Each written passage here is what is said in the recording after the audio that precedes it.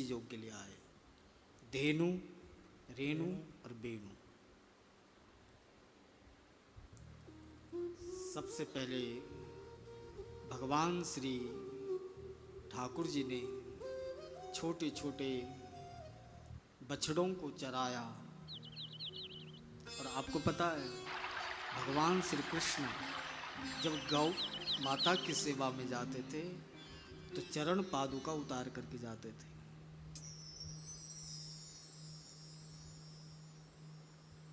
साथ में एक ग्वाला सखा, उसका नाम है मधुमंगल, पतला दुबला।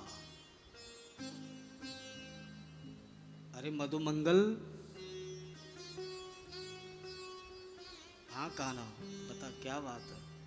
बोले तू इतना पतला क्यों है कि दूध नहीं पीता, घी मक्खन नहीं खाता?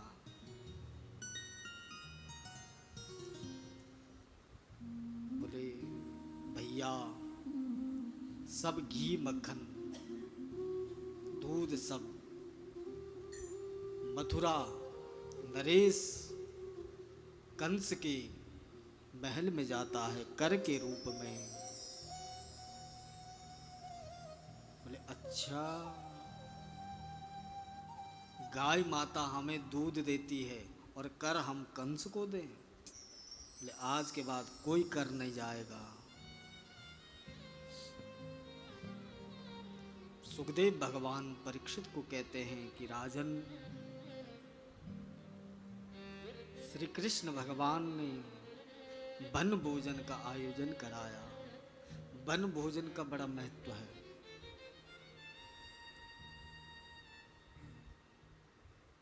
बोले कल सब अपने अपने घरों से जो जिसके घर में बना हो वो लेकर के आना। मधुमंगल के घर में कुछ भी नहीं। भगवान ने कहा ये ठीक नहीं। तो श्री कृष्ण भगवान ने एक मंडली बनाई और उस मंडली का नाम रखा, बोलो चोर मंडल भगवान की जय। और उस मंडल के जो अध्यक्ष वो अपने आप हो गए ठाकुर जी।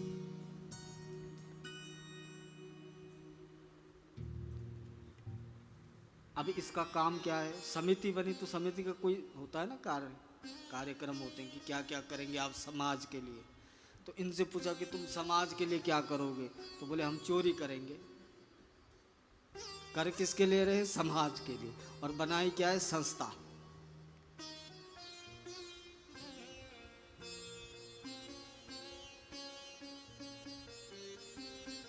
ठाकुर जी ने धीरे धीरे घरों में चोरी करना शुरू कर दिया, मक्खन चोरना शुरू कर दिया। शायद आज भी ठाकुर जी घर में ताकते होंगे, है ना? पर घर में मक्खन हो तब तो। अगर कहीं आपके घर आ गए और फ्रिज खोल दिया, फ्रिज में अगर गाय का मक्खन नहीं है तो वापस जाएगा ना? जाएगा ना? फिर क्यों दंभ का जीवन जीते हो? अच्छा, भगवती का दर्शन किस किस को करना है? अभी करा देंगे। हाथ खड़े करो, ऐसे मत कर देना। देखो कोई इतना ही कर रहा है, कहीं सच ही ना हो जाए। बस यहीं पे हम लोग अटके हैं, यहीं पे अटके हैं। बट विश्वास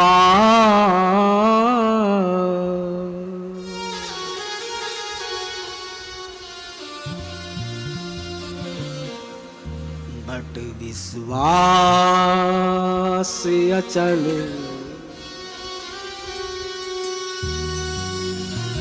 एक जगह हम कह रहे थे कि भगवती का दर्शन किसको करना है, शायद हिमाचल की बात थी। सब ने हाथ खड़े किए। तो हमने कहा भगवती जगदम्बा किस पर विराजमान होती? बोले सिंह पे। तो मैंने कहा सिंह की बात छोड़ो, अगर यहाँ कथा पंडाल में है ना चूहा आ जाए तो एक नहीं बैठा मिलेगा। क्यों? जितनी अपनी क्षमता है, प्लीज जितनी अपनी योग्यता है उतना ही मांगो। दयालु पहले तो प्रेम देना, जो है ही नहीं वो तो मांगेंगे नहीं फालतू की बातों में। कृपालु भक्ति देना। हे ठाकुर जी, कभी मुझ जैसे अधम पर रिझ जाए, कभी मुझ जैसे अधम पर कृपा की नजर पड़ जाए तो अपनी भक्ति देना, अपना प्रेम देना। हमें मांगना ही नहीं आता।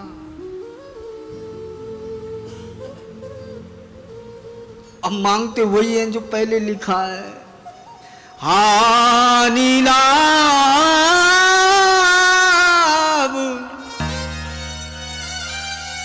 जीवन मरण, यस अपजस विधिहार। जो पहले लिखा है हम उसी के लिए भटक रहे हैं। प्रेम नहीं लिखा। प्रेम तो मांगना पड़ेगा, प्रेम के लिए तो प्रयास करना पड़ेगा, प्रेम के लिए तो धर धर भटकना पड़ेगा, प्रेम के लिए तो चौखट पर खड़ा होना पड़ेगा। बिहारी जी के चौखट पर खड़े हो जाओ, 2 अश्रु भगवान के चरणों में निवेदित करो। ध्यान देना,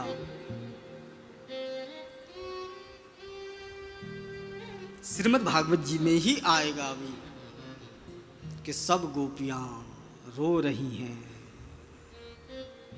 रोते आप भी हैं, रोते हम भी हैं, है ना। हम दुनिया के लिए रोते हैं, हम यश के लिए रोते हैं, और गोपियां रस के लिए रोती हैं। रोना कब सार्थक होगा? जब यश निवृत्ति हो जाए और रस की प्राप्ति हो जाए। कि रो रो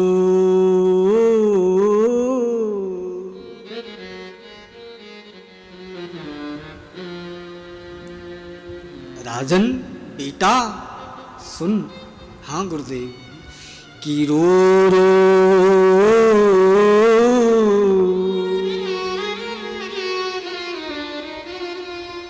कि रो रो दुस्वरम राजन। गोपियां रो रही हैं, बिलख रही हैं, और कोई दुनिया के लिए नहीं रो रहे हैं, कोई बेटा बेटी के लिए नहीं रो रही हैं। गुरुदेव किसके लिए रो रही हैं? परीक्षित पूछते हैं अपने गुरुदेव से कि गोपियां क्यों रो रही हैं गुरुदेव, किसके लिए रो रही हैं? गुरुदेव कहते हैं केवल और केवल एक संकल्प है। क्या? कि कृष्ण दर्शन लालसा। जीवन में अगर लालसा है, जीवन में अगर अभिलाषा है, जीवन में अगर इच्छा है, तो केवल एक है, कृष्ण दर्शन लालसा। लालच हो, इच्छा हो, इच्छा की मनाही नहीं है, लालच की भी मनाही नहीं है, पर हमारा लालच क्या होना चाहिए? ये सिद्धांत कहता है, वेदांत कहता है, और भागवत कहता है कि कृष्ण दर्शन लालसा।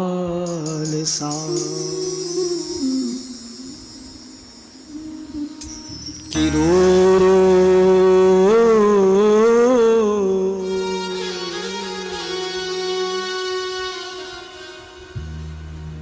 और सुनो, ये रोना ऐसे नहीं आता।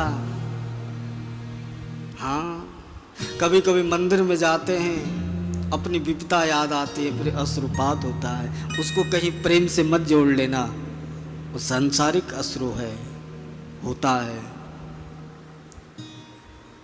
आपको पता है आजकल श्रावण माह चला हुआ है, भगवान महादेव को लोग जल चढ़ा रहे हैं, है ना। तो उसको क्या बोलते हैं? क्या बोलते हैं? ये भगवान, आप तो बिल्कुल ही सिद्ध हो गए। रुद्र अभिषेक, अभिषेक का मतलब होता है नहलाना, स्नान कराना, लेकिन किससे? रुद्र मतलब रोना। तुम्हारे प्रेम के अश्रु से महादेव का अभी सिंचन हो जाए, समझ लेना रुद्राभिषेक हो गया। कि रू रू बेटा बेटी के लिए मत रोना साहब। अगर कभी किस्मत जगे, कभी रोना आए, मांगो, ठाकुर जी से कि मुझे रोना आ जाए।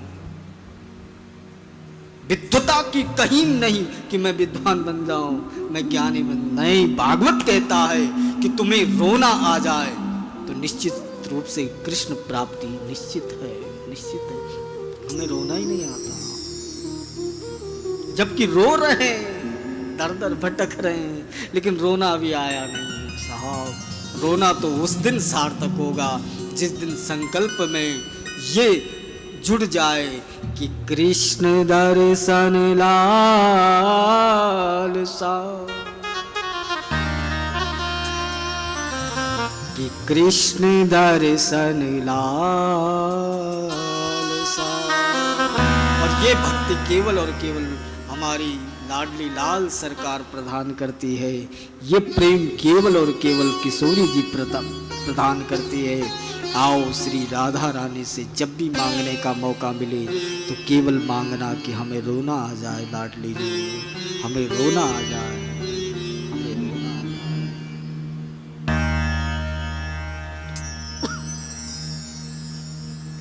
जब श्री कृष्ण ने अपना एक वो बनाया, मंडल बनाया, तो एक गोपी सुन रही थी। गोपी तुरंत गई अपने मंडल में कि सुनो, वहाँ योजना बन गई। किस बात की?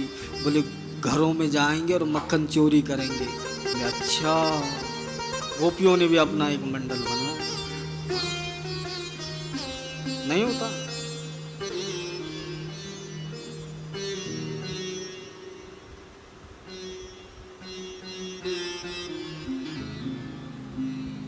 भगवान धीरे धीरे मटके फोड़े, मक्खन खाए, मटकी फोड़े। सारी गोपियां माँ यशोदा के पास पहुंची। माँ, हाँ क्या बात है? बोले तुम्हारा कन्हैया चोर है। अच्छा। एक दिन माँ ने प्रातः काल उठ करके, सुखदेव भगवान कहते हैं, परीक्षित, एकदा गृहदासीसु, एक दिन घर की दास दासियों को छुट्टी पर भेज दिया। बोले जाओ। क्यों? क्योंकि तुम हमेशा उलझन में रहती हो, फिर रसोई बनाते हो, पता नहीं मन कहाँ रहता है, ध्यान कहाँ रहता है, चेष्टा कहाँ रहती है, उल्टा सीधा बनाते हो। वो पाते हैं कौन? ठाकुर जी। और बुद्धि भ्रष्ट हो गई और चोरी कर रहा है। अन्न का बड़ा प्रभाव है।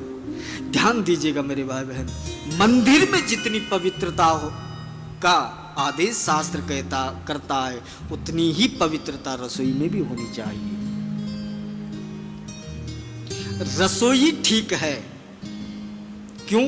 क्योंकि उस रसोई में पता कौन कौन विराजमान होते हैं? कौन? अन्नपूर्णा सदा पूर्ण। और भगवान महादेव विराजमान होते हैं साहब। आपके घर का भंडारी महादेव को बनाओ, कभी रोटियां कम नहीं पड़ेगी।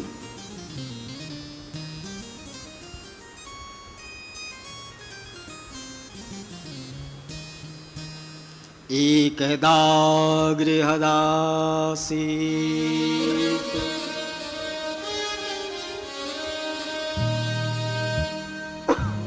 सबको छुट्टी भेजा। फिर माँ ने क्या किया? निर्ममन्त स्वयं दधी, अपने आप दधी का मंथन किया। किसने? माँ ने। कि निर्ममन्त स्वयं, ठाकुर जी की सेवा स्वयं करो साहब। हाँ,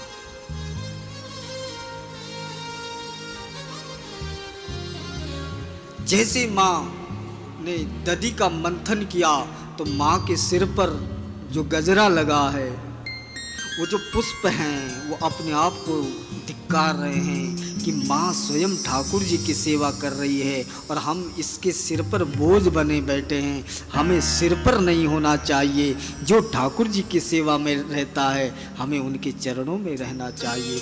एक एक पुष्प गिर गिर करके चरणों में माँ के हाजिरी लगा रहा है, मानो कृष्ण सेवा में सहयोग कर रहा है। निर्ममन्त स्वयं दधी,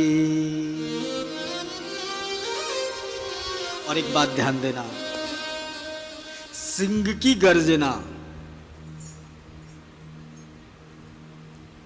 और दधि मंथन की गर्जना अगर ब्रह्म मुहूर्त में सुनने को मिल जाए, समझ लेना मंगल होगा। पर वो वाला नहीं कि बटन दबाए और फुर्र, वो नहीं। हाँ, जैन सा गौशाला वाला नहीं, है ना, स्वयं हो। ये पता सुनो, क्यों जाना पड़ रहा योग शिविरों में, क्यों जाना पड़ रहा नाक पकड़ने? अपना जो कर्म है वो छूट गया। ये मंथन जो है ना, ये इसका सीधा असर कमर पर है। अगर दधि मंथन करो ना, 2 महीने में अगर ठीक ठाक ना हो जाओ तो बताना। माँ यशोदा ने दधि मंथन किया और मक्खन निकाला और ठाकुर जी को भोग लगाया। बस वस्तुतः ठाकुर जी अपने लिए थोड़ी चोरी कर रहे थे, ठाकुर जी तो मधुमंगल के लिए कर रहे थे। इसलिए चुप कहाँ रहने वाला है ना। फिर अब हुआ क्या कि ठाकुर जी को मैया ने बंद कर दिया घर में, कमरे में। अब गोपियाँ तड़पे, रोए, बोली बात तो गड़बड़ हो गई। तो जैसे तैसे कन्हैया को बाहर किया और कन्हैया ने फिर लीला शुरू कर दी, मक्खन चोर लीला। अब गोपियाँ आपस में चर्चा करें कि वो चोर है, वो ऐसा है, वो काला है, कनवा है। एक दिन यशोदा मैया को क्रोध आया, खबरदार अगर मेरे लाला के विषय में कुछ उल्टा सीधा बोला, मेरा कन्हैया चोर नहीं है। प्रभावती नाम की गोपी थोड़ा, है ना, उसने कहा चिंता मत करना, रंगे हाथ पकड़ करके तुम्हें सपूत करूंगी। बोले ठीक है। अब ये चैलेंज जो है वो कन्हैया ने सुन लिया। ठाकुर जी ने कहा अच्छा, मेरी माँ से झगड़ा करके जा रही है? बोले कल तेरे घर पर दावा बोलेंगे। यहाँ प्रभावती ने सुंदर सुंदर मटके सजाए अपने घर पर। वस्तुतः यह प्रेम की लीला है, वस्तुतः यह चित्त चोर की लीला है। मक्खन कोई वस्तु का विषय नहीं है, मक्खन चित्त का विषय है। जिसका चित्त निर्मल हो जाता है, जिसका चित्त पवित्र हो जाता है, जिसका चित्त श्वेत हो जाता है, उस चित्त को ही ठाकुर जी चुराते हैं। कि निर्मल माने, मन का मतलब मक्खन, मक्खन का मतलब मन। कौन सा मन, कौन सा मक्खन? कि निर्मल माने जन सो मोहि पावा, मोहि कपट छल छिद्र न भावा। प्रभावती ने सुंदर सुंदर मटके लगाए। वैसे वस्तुतः प्रेम में बोला नहीं जाता है, बोलता है? प्रेम तो महसूस होता है, प्रेम तो आभास होता है, प्रेम तो प्रभास होता है। प्रेम छुपाए ना छुपे। कृष्ण को भी गोपियों के प्रेम बस आना पड़ा और गोपियां भी कृष्ण के प्रेम में लीला में प्रवेश कर रही हैं। प्रभावती ने सुंदर सुंदर मटके लगाए, कन्हैया आए, ठाकुर जी आए अपने दल बल के साथ। और प्रभावती ने पता क्या किया, जो दरवाजा था, जो मुख्य द्वार था, उसको आधा खोला ताकि इशारा नहीं होता। ये प्रेमियों की भाषा है, अगर आप भी प्रेमी हो तो समझ गए। नहीं, आधा खोला, ठाकुर जी पूरे सेना के साथ अंदर प्रवेश हुआ। अब सब छोटे छोटे, है ना, और मटके ऊपर। बोले कैसे उतरेंगे? तो ठाकुर जी ने कहा, बोले चिंता क्यों करते हो, मैं तो इंजीनियर हूँ। 6 नीचे, 3 ऊपर, 2 ऊपर और सबसे ऊपर अपने आप। और ठाकुर जी फट फट फट सीधा ऊपर चढ़े और जैसे मटकी पकड़ी इतने में दरवाजे के पीछे प्रभावती डंडा लेके खड़ी, बोले ठहर। वो 6 तो भाग गए, वो 3 गिर गए, वो लटकता ही रह गया। बोले नीचे उतर। बोले अगर उतरना होता तो मैं यहाँ लटका मिलता। बोले अब उतारो। प्रभावती ने नीचे उतारा। बोले तेरी मैया बड़ी अकड़ के बोल रही थी कि मेरा लाला चोर नहीं है, मेरा लाला। अब बताओ। पकड़ा गया। जो सहयोगी थे ना वो अपने अपने घरों में पैक हो गए। बड़ी दिव्य लीला है, अद्भुत लीला है, अद्भुत कथा है श्रीमद् भागवत।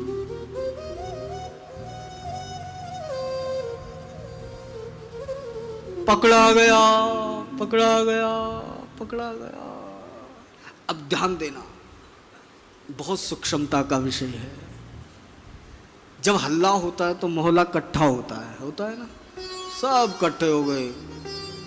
अब कई गोपियों का एकदम मन, देखो दया भी नहीं आ रही, कैसे घसीट के ले जा रही है। अब धीरे धीरे जलूस बढ़ता गया और सब नंद भवन की तरफ जा रहे हैं। यशोदा मैया को दिखाना है ना, पकड़ा है, चोर है, सबूत के साथ। गोपियां पीछे पीछे पीछे पीछे। अब हुआ क्या कि जो प्रभावती थी ना, उसका एक देवर था बिल्कुल बराबर का, पर वो गूंगा था। वो भी चल पड़ा बेचारा जलूस में। तो कन्हैया प्रभावती से कहते हैं, बोले ठीक है सखी, पकड़ लिया, माना कि मैं चोर हूं, पर छोड़ दे, हाथ जोड़ूं, तेरे पैर पड़ो। बोले चुप। पैर पड़े। तूने सबकी नींद हराम कर रखी। आज बताऊंगी तेरी मैया को कि तेरा लाला चोर है। बोले चल कोई बात नहीं, जो मन आए सो कर, पर कम से कम हाथ तो बदल दे। कोमल कोमल हाथ है मेरे, निशान पड़ गए। बोले हाँ इतना तो है, बदल सकते। और जैसे हाथ छोड़ा ना, प्रभावती के हाथ में देवर का हाथ पकड़ा दिया और अपना 9-2-11 गलियों में सीधा सीधा सीधा पहुंचा और मैया के पास। वैसी पसीना, वैसी काला नहीं, जब चोर कैद से भागे नहीं होता, माँ माँ माँ। बोले तू हाँफ क्यों रहा है? बोले सुनो, मैं भी गांव में से आ रहा हूँ, आपको पता है सारी गोपियां आपसे जलती हैं। बोले क्यों? बोले मेरी सुंदर जैसा बालक जो तेरे घर में हुआ। बोले हट, तू है विश्व सुंदर। बोले विश्वास नहीं, अब देखना थोड़ी देर। दरअसल में कन्हैया को आग लगानी थी, अपना पलड़ा पक्का करना था। बोले देखना भी। इतने में प्रभावती पकड़ा गया। अब होता क्या है, जो गोपियां हैं उन्होंने कहा वो भी आनंद लेने के लिए। बोले चुप रहने दो, बड़ी सियानी बनती है अपने आप, क्योंकि दुनिया मजे लेने के लिए होती है, दुनिया तुम्हारा आनंद लेने के लिए होती है। तुम कहां फंसे हो, ये तुम्हारा विवेक जागृत होना चाहिए। कहीं तुम्हारी उपासना तमाशा न बन जाए, कहीं तुम्हारा भजन पाखंड न बन जाए, इस बात का विवेक होना चाहिए। पकड़ा गया, पकड़ा गया। सब गोपियां आनंद ले रहे। हाँ अरे प्रभावती बस तेरे पे ही भरोसा था। और वो और पुष्ट होता है ना। एक बात ध्यान देना, अभिमानी को अगर बढ़ावा देना तो उसके छाती के बटन टूटते हैं फिर, और ऐसा ही होता है। ऐसा दुनिया में कोई नहीं है जो पद पा करके मद ना आ जाए। क्यों महाराज? नहीं, बहुत कम जिस पर श्री जी रीझती हैं, जिस पर ठाकुर जी रीझते हैं। भक्त ही केवल अपने आप को त्रिना,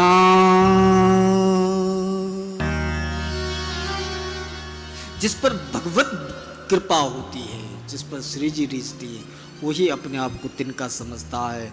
बाकी तो भाई बहनों, संसार की कोई वस्तु मिल जाए ना, कॉलर खड़े। क्यों मंग जी? हाँ फुर्र, फिर उनको दिखता थोड़ी है कुछ। जलूस पहुंचा नंद भवन में, मैया, यशोदा मैया ने कहा आज तो बहुत बड़ी आवाज आ रही है। बाहर आई, बोले क्या हुआ? बोले तेरा लाला चोर है, तेरा लाला चोर है, तेरा लाला चोर है। अब माँ ने देखा, बोले हटा पर्दा। नहीं है ब्रजमंडल में एक है ना, जैसे माता जी ने वो डाला है, क्या बोलते हैं उसको, पल्लू। ये ब्रजवासी माताएं जो बैठी हैं, यहाँ परंपरा है, ये परंपरा है कि इस मुख को या ये मुख केवल ठाकुर जी को देखे या ठाकुर जी इस मुख को देखे। ये है पल्ले का मतलब। ये पर्दा जब भी खुले तो तेरा दर्शन हो, या तू मेरा दर्शन करना या मैं तेरा दर्शन करूं। यह है पल्ले का मतलब। बोले हटा पर्दा। बोले देख तूने पकड़ किसको रखा है। जैसे प्रभावती ने अपना पल्लू हटाया, देखा तो बगल में देवर खड़ा। ऐसी स्थिति हुई कि काटो तो रक्त नहीं, लज्जित हो गई। वस्तुतः यही होता है मेरे भाई बहन, हम कहीं ब्रह्म के चक्कर में भ्रमित हो करके किसी और को पकड़ करके बैठते हैं और हमें लगता कि हम श्री जी को प्राप्त कर चुके हैं, हमें लगता कि हम ठाकुर जी को प्राप्त कर चुके हैं। उस अभिमान में हम इतने चूर चूर हो जाते हैं कि हमें पता ही नहीं लगता है। हमें ज्ञान केवल माँ तत्व से होता है और माँ तत्व गुरु तत्व होता है। गुरु हमें बोध कराता है कि तुम जगत को पकड़े हो या जगदीश को पकड़े हो। लेकिन ये कब होगा? जब सदगुरु जीवन में होगा। जब सदगुरु जीवन में होगा वो तुम्हें भेद कराएगा कि तुम जगत को पकड़े कि जगदीश को पकड़े। बोलिए भागवत भगवान जय। ओम मंगलम ओंकार मंगलम गुरु मंगलम गुरु पाद